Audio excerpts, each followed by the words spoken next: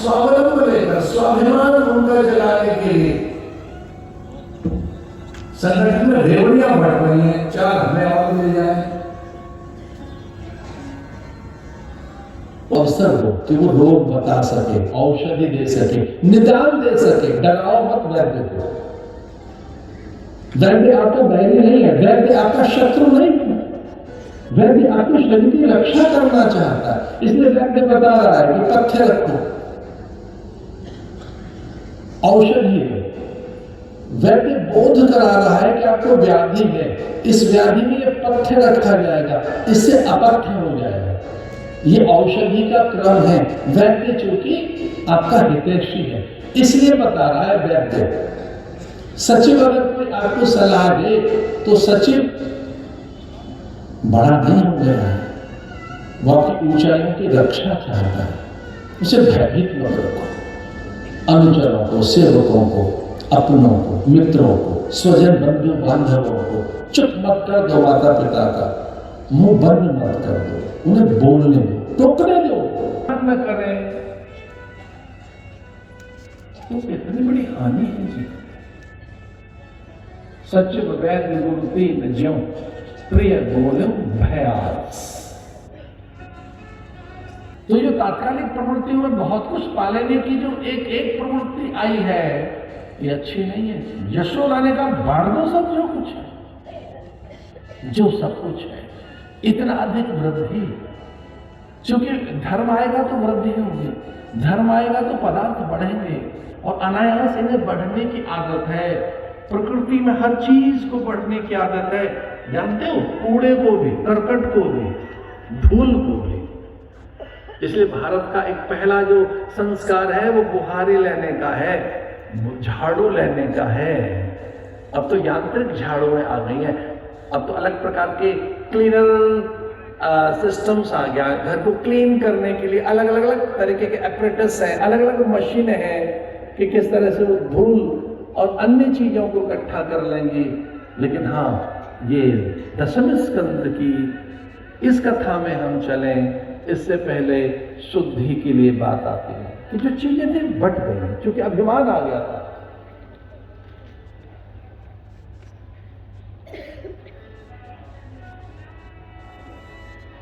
अभिमान नहीं होना चाहिए,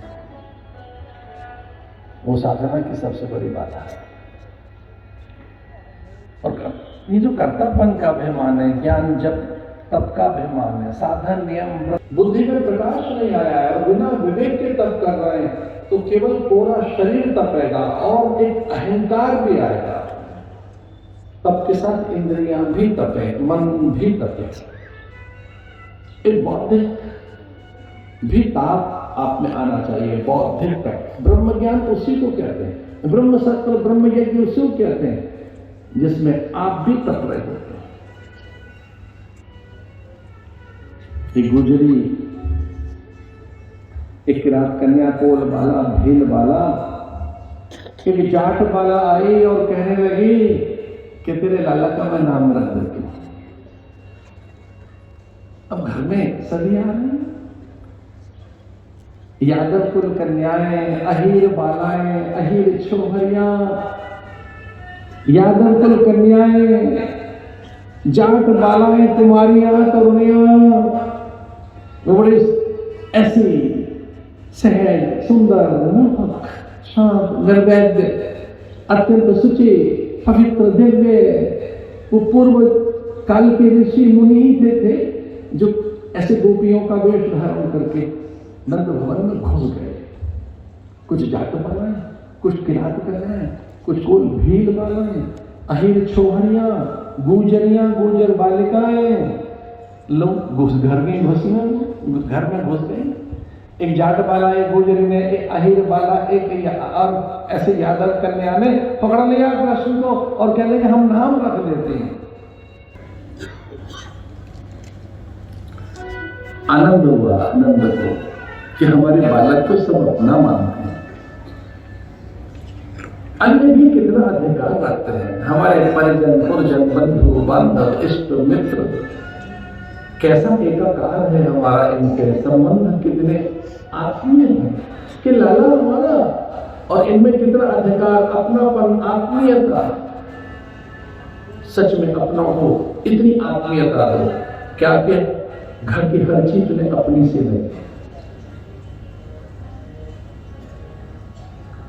आध्यात्मिक प्राणी ऐसे ही होते हैं। कृष्ण जिस घर में आया है वो उसके माता पिता तो ऐसे ही हैं। तो वो जो जात कन्याएं थी, अहिरमालाएं, यादव कुल कन्याएं अथवा गुजरिया या कृषक ललनाएं, वो यादव कुल कन्याएं, उनमें से एक ने कह दिया कि मैं नाम रखूंगी। नंद और यशोदा ने सहमति दी, आप नाम रखो। मैंने नाम रख दिया तेरे लाला का, इसका नाम चिलचोर है। सबने परिवार किया, विरोध किया, ना। और यशोदा कह लगी ये नाम ठीक नहीं है। नाम ठीक होने पर भी इसमें एक गड़बड़ है। क्या? बोले चोर लगा हुआ है इसमें, और चित्त चोर ठीक नहीं। चित्त के साथ चोर भी जोड़ दिया आपने, चित्त चोर ठीक नहीं है। कोई कहती है कि अरे चित्त चोर, हाँ ये ठीक नहीं है, तो मन रख रहे। माँ यशोदा ने पूछा इसका अर्थ क्या है? बोले जो मन का हरण करे, जहां मन न रह जाए, मन की सत्ता ही चली जाए, जिसके दर्शन करने के बाद मन की कोई सत्ता नहीं रहती, ये मनहर ठीक रहेगा क्या? फिर कोई कहती है कि ना मेरा नाम ठीक है, क्या? यशोमती कुमार। कोई कहती है नंदन। एक तीसरी निकल कर आई, उसने कहा ना एक नाम मेरे पास है बहुत अच्छा। वो क्या है? बोले ब्रजनंदन। एक जगह खाली अकेले ब्रज के हैं क्या? ये ब्रजनंदन नहीं है। फिर क्या है? एक में अलके छूते हुए कहा तो केशव है, कोई मुकुंद, कोई माधव, कोई बनवारी। एक ने तो अद्भुत नाम रख दिया। वो कह लगी देखिए सारी बातें झूठी हैं, ये तो मेरे तो गौ ही तो चरानी है, गोपाल ठीक रहेगा। जो बड़े होकर चरानी गौ है तो नाम सीधा रखो, गोपाल ठीक रहेगा। और आप लोगों के झुंड में ही रहेंगे तो एक ने कहा गोविंद कैसा रहेगा। एक कहने लगी कि गोपाल ठीक रहेगा क्योंकि गौएं चरानी है, दूसरी कहती है नहीं गौओं का झुंड होगा इनके आसपास तो गोविंद रख देते हैं। और एक तो हर एक झुंड निकल कर आया। उन्होंने कहा बिहारी कैसा रहे? तो निर्गंधा हो गई, सुगंधा हो गई। पूतना की देह से दिव्य गंध निकलने लगी। तो सबने पूछा ये अलौकिक का क्या हुआ? तो ब्रह्मज्ञानी ने कहा कि जो काम यमराज का, यमदूतों का है, वो भगवान को करना पड़ा। और जब भगवान ही उसके प्राण ले रहे हैं तो उसके प्राण ने उसे मुक्ति दी है। और आपकी जानकारी के लिए बता रहा था, भगवान संहार करता नहीं है। आप ध्यान रखेंगे इस बात को, याद रहे आपको। शिव संहार करता है, दुर्गा संहार करती है, नारायण उद्धार करता है। उद्धार में समय दिया जाता है, उद्धार में क्रम है, क्रमिक घटना उद्धार की अवसर मिलता है। पाप प्रायश्चित का, उत्थान का, साधन का अवसर मिलता है आपको उद्धार में। शिव संहार करते हैं। जब अति होती है पाप की अति, तो शिव संहार करते हैं। उनके प्रति नेत्र में कंपन होता है। प्रलय के बीज को देते हैं शिव। फिर धरा पर जब उनकी भवें टेढ़ी हो जाए तो अनेकों ब्रह्मांड वाष्प का एक कण बनकर रह जाते हैं। एक नन्हा सा, एक ओस का कण भर पूरी सृष्टि का संहार कर देते हैं। लेकिन भगवान तो उद्धार कर रहे हैं। पूतना कैसे धरती पर गिरे हुए देखकर सब भयभीत हुए। और ये पहली घटना हुई ब्रज में कि कुछ अचानक आई थी स्त्री और वो वेश बदलकर विविध प्रकार के प्रपंच करते हुए, किसी को कहती मैं कंस के अनुचरी हूँ, किसी को कहती मैं वहां की संभ्रांत श्रीमंत की पुत्री हूँ। ऐसे अनेक परिचय उसने दिए और वो किसी को भय का बोध नहीं हुआ। मांगल्यता है, शुचिता है, सर्वत्र लगा एक दिव्य संस्कार हो गया। इसका अर्थ भगवान ने उसे स्पर्श किया।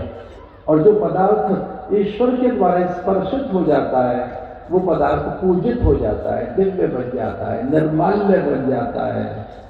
ऐसे भगवान की विविध लीलाओं में हम प्रवेश कर रहे हैं। लैलन लाई की लीला कथा का छठा दिन है, जो भगवान की बाल लीलाओं के लिए समर्पित है। अभी तक तो आपने दार्शनिक कथाएं सुनी, दर्शन की, विविध सांख्य, न्याय, योग, वैशेषिक, मीमांसाएं। अभी तक तो आप वेदांत का आनंद ले रहे थे। आज का दिन भगवान की बाल लीलाओं के लिए समर्पित है। भगवान का नामकरण, जो एक नाम तो है नहीं, भगवान की अनेक नाम है। तो गोपनीय ढंग से भगवान की नामकरण की लीला हुई। उससे पहले तृणाव्रत का भी उद्धार बताया जाता है। तब विस्मृता भार पीड़िता भूमो निधाय, ऐसे तृणाव्रत का, ऐसे सकटासुर का कि पदार्थों में अभिमान न आने पाए। इतने पदार्थ आ गए, यशोदा और नंद बाबा सारे ब्रजवासी थक गए वस्तुएं रख कर। आदि उपाधि तन बुद्धि की, अंतःकरण की सकल व्याधियों की एकमात्र औषधि बताई है शास्त्र में। शरीरे जलति भूते व्याधिग्रस्ते कलेवरे औषधम जाह्नवी तोयम। गंगा जल ही महा औषधि है। वैद्यो नारायण हरि। संसार में अगर कोई रोग है तो उसकी औषधि बताई गंगा। वैद्यो नारायण हरि, और वैद्य बताए भगवान। नारायण ही वैद्य है, परमात्मा ही वैद्य है। वो औषधि क्या? जाह्नवी तोयम। इसका अर्थ पवित्रता, या जाह्नवी का आशय पवित्रता से भी है, शुचिता से भी है। जाह्नवी तोयम का अर्थ उस पवित्रता से है जो परमात्मा के स्मरण से मिलेगी अथवा तो महापुरुषों की संगति से। अपवित्र होता है तो वीतराग महापुरुषों का स्मरण करना चाहिए, निर्ग्रंथों का। जो वीतराग है, वीतराग महापुरुष चित्त को सहज शांत कर देते हैं। ओम अपवित्रः पवित्रो वा सर्वावस्था गतोऽपि वा। किसी भी अवस्था में आप यस्मरेत पुंडरीकाक्ष, भगवान का ध्यान करने से पवित्र हो जाते हैं। आचमन करने से आप पवित्र हो जाते हैं, स्नान करने से पवित्र हो जाते हैं, ध्यान करने से पवित्र हो जाते हैं। पवित्र करते अपनी उस स्वरूप की स्मृति में लौटना। आत्मस्मृति से, आत्मज्ञान से व्यक्ति परम पवित्र हो जाता है। जैसे सोने को भट्टी में तपाएं तो वो पवित्र हो जाता है, वैसे ज्ञान से व्यक्ति पवित्र हो जाता है। भागवत में कथा आती है, मणिग्रीवर ललुकुवर वैश्य अप्सराओं की संगति में कुछ चेष्टा कर रहे थे। नारद से वो देखा नहीं गया, और नारद ने कहा देखो तो सही, इस पवित्र परिवेश में भी और ये असभ्य है, अशिष्ट है, इनका आचरण सही नहीं है, इनकी क्रियाएं सही नहीं है। तो प्रत्येक अवस्था में आप भद्र बने रहें, शिष्ट बने रहें, सुसंस्कृत बने रहें, संयत रहें, मर्यादित रहें। ऐसा तभी संभव है जब ज्ञान आचरण में हो। कुछ लोगों के जीवन में ज्ञान तो रहता है पर वो आचरण में नहीं है, उनके चरित्र में नहीं है, गुणों में नहीं है, वो केवल कोश में रखा है। मतलब अच्छी बातें आपको याद तो है पर वो आपकी प्रकृति में नहीं है, आपके स्वभाव में नहीं है। इसका अर्थ है वो जड़ है। और आप जड़ धन भी होता है, जो तिजोरी में रखा है धन, हाँ निसंदेह वो काम में आएगा, पर वो उतना ही जड़ है जितना ताला जड़ है उसके ऊपर। अगर वो कभी काम में नहीं आया, जो कभी काम में नहीं आया, और तिजोरी में वो धन जो कभी काम नहीं आएगा, वो 3-4 चीजें जड़ है। एक तो धन भी जड़ है, तिजोरी भी जड़ है, उसमें जो ताला जड़ा हुआ वो भी जड़ है।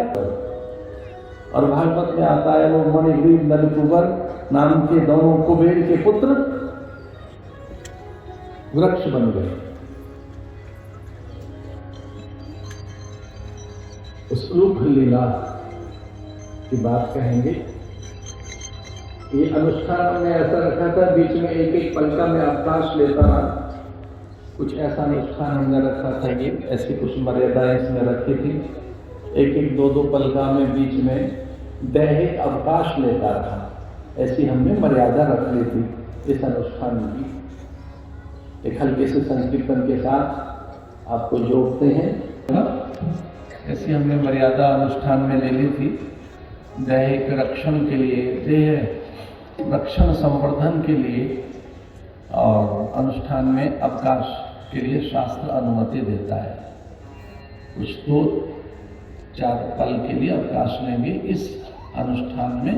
आइए आप यहाँ बैठे रहें और संकीर्तन। माधव गोविंद गो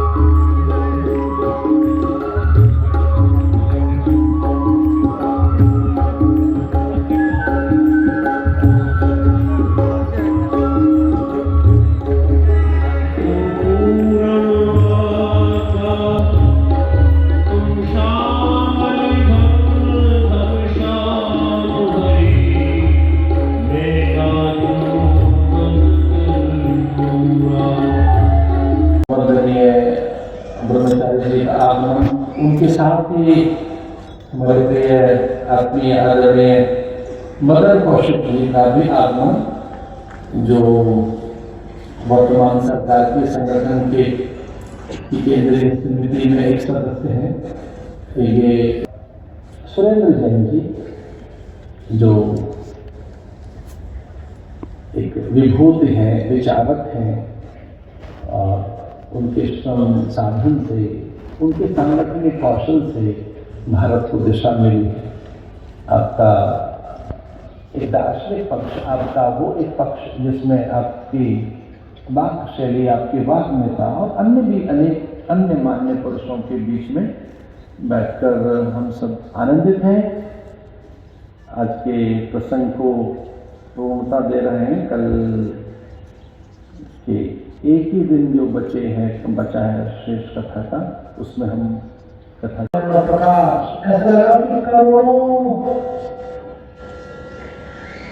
सूर्य में से एक साथ उगाए हैं, और वो शीतल है, वो अद्भुत सौम्य है, अमृत वर्षण है। जैसे बाबा एक अभूतपूर्व, एक दिव्य चिन्मय प्रकाश भगवान के रोम रोम से निकला, और उस प्रकाश का एक पुंज खड़ा हो गया। उस प्रकाश ने चारों ओर से घेर लिया भगवान को। उनकी देह कांति, उनमें से दीप्ति, नवता, उनमें से एक विद्युत प्रभाव, करुणा, कृपा, उनकी भक्त वत्सलता जैसे निकल पड़ी है। उस प्रकाश में से छवि निकल रही है, उस प्रकाश में से देह निकल आई, और जब प्रकाश में से देह स्पष्ट हुई तो स्त्री थी, 14 वर्षीय, मौना, धीरा, गंभीरा, रासेश्वरी, रम्या, रामा च परमात्मना, एक धीर, गंभीर, शांत, सौम्य, रस, माधुर्य रूप, विद्युत वर्णा, यानी इतनी गोरी गोरी वो काया, जैसे बिजली चमक रही हो, इतनी उजली उजली वो काया। तो सब ऋषियों को लगा, हम पहले श्याम वर्ण समझते थे, नीलवर्ण समझते थे, ये तो बड़े गोरे निकले अंदर से। नील सर्वरूप नीलमणि, नील नीलधर श्याम, ये तो इतने गोरे, इतनी उज्ज्वल ऐसी विद्युत काया। और जब वो अद्भुत एक आया राधा राशेश्वरी रम्या रामाचे परमात्मना, एक धीर गंभीर एक उज्ज्वल जब काया भगवान में से निकली और देखी षोडश वर्षी काया, तो पूछा ऋषियों ने कि हे देवी कौन है? तो भगवान के मुंह से निकला ये राधा राधा राधा,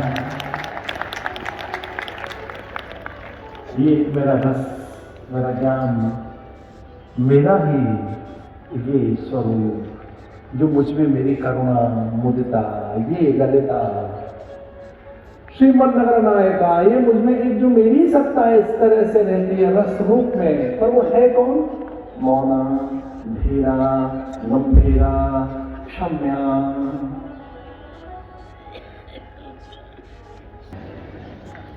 इसका अर्थ यही क्या मौन में चली जाए? वो बोलती है राधा, पर कितना कम बोलती है राधा।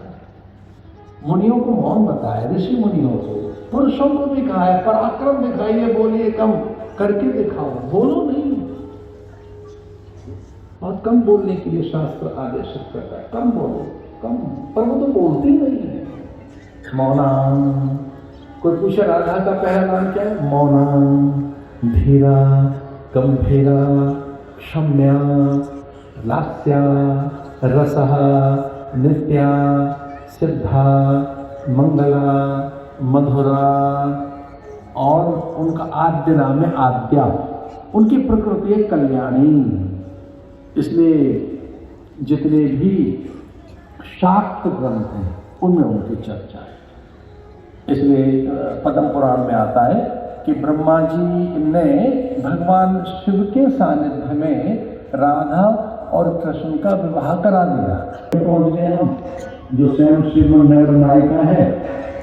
इस प्रकार से हम कथा का आनंद ले रहे हैं। भगवान की बाल लीलाएं तो अंत ही है, उनके चरित्र गुण स्वभाव हरि अनंत, हरि कथा अनंता। हम देखें तो एक ही दिन हमारे पास शेष है कल का, उसमें कथा की पूर्णता की हो, सभी विषयों के समाहार की हो।